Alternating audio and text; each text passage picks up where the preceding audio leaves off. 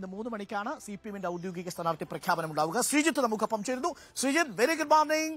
അങ്ങനെ CPM-ന്റെ ഔദ്യോഗിക സ്ഥാനാർത്ഥി പ്രഖ്യാപനം ഉണ്ടാവാൻ പോകുന്നു. ആ സ്ഥാനാർത്ഥി ചിത്രം ഇന്നത്തോടുകൂടി വ്യക്തമാവും. അതിൽ ഇനി നമുക്ക് ആശങ്കകളൊന്നുമില്ല. നമുക്ക് നേരത്തെ തന്നെ ആ ചിത്രം ശ്രീജിത്ത് പ്രേക്ഷകർക്കൊപ്പം എത്തിച്ചതാണ്. സ്ഥാനാർത്ഥി പ്രഖ്യാപനം ഉണ്ടായാൽ ഉടൻ തന്നെ റോഡ് ഷോ ഉണ്ടാവും. ആ രീതിയിലുള്ള ക്രമീകരണങ്ങളാണ് ഒരുക്കിയിരിക്കുന്നത്. ശ്രീജിത്ത്. Arun, good morning. ഇന്ന് CPM-ന്റെ സ്ഥാനാർത്ഥി പ്രഖ്യാപനം സംബന്ധിച്ച വാർത്താ സമ്മേളനം 3 മണിക്കാണ് MV ഗോവിന്ദൻ മാസ്റ്റർ വിളിച്ചു ചേർത്തിരിക്കുന്നത്. രാവിലെ 10 മണിക്ക് CPM സംസ്ഥാന സെക്രട്ടേറിയറ്റ് ഉണ്ട്. സ്ഥാനാർത്ഥി നിർണയവുമായി ബന്ധപ്പെട്ട സംഘടനാ നടപടികളെല്ലാം പൂർത്തീകരിച്ച ശേഷമാണ് CPM ഔദ്യോഗിക പ്രഖ്യാപനത്തിലേക്ക് കടക്കുന്നത്. പാർലമെന്റ് മണ്ഡലം കമ്മിറ്റികൾ സംസ്ഥാന കമ്മിറ്റി നിർദ്ദേശിച്ച സ്ഥാനാർത്ഥി പട്ടിക അംഗീകരിച്ചു. എവിടെയും മറ്റ് വിരുദ്ധ അഭിപ്രായങ്ങളോ മറ്റ് വിമത ശബ്ദങ്ങളോ ഉണ്ടായിട്ടില്ല. അതുകൊണ്ട് തന്നെ സ്ഥാനാർത്ഥി പട്ടികയിൽ ഇന്ന് ചേരുന്ന സംസ്ഥാന സെക്രട്ടേറിയറ്റ് ഒരിക്കൽ കൂടി വിലയിരുത്തിയ ശേഷമായിരിക്കും പ്രഖ്യാപനം നടത്തുക.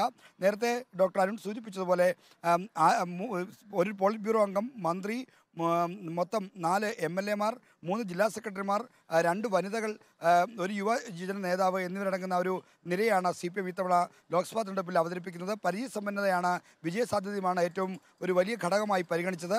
ആറ്റിങ്ങലിൽ V. ജോയി, കൊല്ലത്ത് M. മുകേഷ്, ആലപ്പുഴയിൽ സിറ്റിംഗ് MP AM ആരിഫ്, പത്തനംതിട്ടയിൽ ഡോക്ടർ TM തോമസ് ഐസക്, ഇടുക്കിയിൽ ജോയ്സ് ജോർജ്, എറണാകുളത്ത് KJ ഷൈൻ, ചാലക്കുടിയിൽ C. Ravindranath, Palakkad A. Vijayaraghavan, ആലത്തൂരിൽ K. Radhakrishnan, Kozhikode Elamaram Kareem, മലപ്പുറത്ത് V. വസീഫ്, പൊന്നാനിയിൽ പൊതുസ്വതന്ത്രനായി K. സംശയ മത്സരിപ്പിക്കും.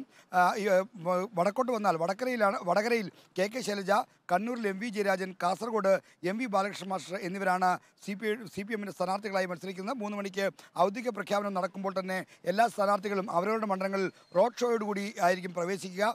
ആലപ്പുഴ മണ്ഡലത്തിൽ AM ആരിഫ് കരുനാഗപ്പള്ളിയിൽ നിന്നാണ് റോഡ് ഷോ ആരംഭിക്കുന്നത്.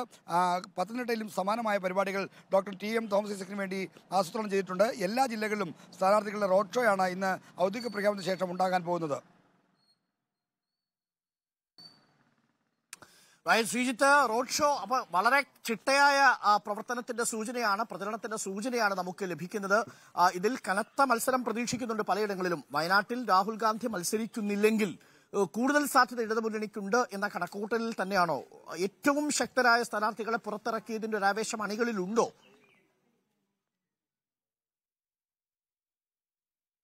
വയനാട്ടിൽ രാഹുൽ ഗാന്ധി മത്സരിക്കുന്നില്ലെങ്കിലും ഏതാണ്ട് ഒരു 1 ലക്ഷത്തിനും 1.5 ലക്ഷത്തിനിടയ്ക്കും പൊളിറ്റിക്കൽ മെജോറിറ്റി UDF-നുള്ള മണ്ഡലമാണത്. കാരണം ഏറനാട്, വണ്ടൂർ, തിരുവമ്പാടി അടക്കമുള്ള സീറ്റുകൾ ഈ വയനാട് ചുരത്തിന് താഴെയുണ്ട്.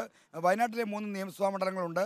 അപ്പോൾ പൊളിറ്റിക്കൽ മെജോറിറ്റി UDF-നുള്ള മണ്ഡലമാണെങ്കിലും ഒരു ശക്തമായ മത്സരം കാഴ്ചവെക്കാൻ ഉതകുന്ന സ്ഥാനാർത്ഥിയെ തന്നെയാണ് ഇത്തവണയും രാഹുൽ ഗാന്ധി ഇല്ലെങ്കിലും അവതരിപ്പിക്കുന്നത്. CPI-യുടെ ദേശീയ മുഖമായ ആനി രാജ മഹിളാ ഫെഡറേഷൻ നേതാവാണ്, പാർട്ടിയുടെ ദേശീയ എക്സിക്യൂട്ടീവ് അംഗമാണ്. അത്തരത്തിൽ ശക്തരായ ഒരു സ്ഥാനാർത്ഥിയെ അവതരിപ്പിക്കുന്നതിലൂടെ പാർട്ടി LDF-ന്റെ അണികളിലും പ്രവർത്തകരിലുമൊക്കെ തന്നെ വലിയ തോതിൽ ആത്മവിശ്വാസം നിറയ്ക്കാനായിട്ടുണ്ട്.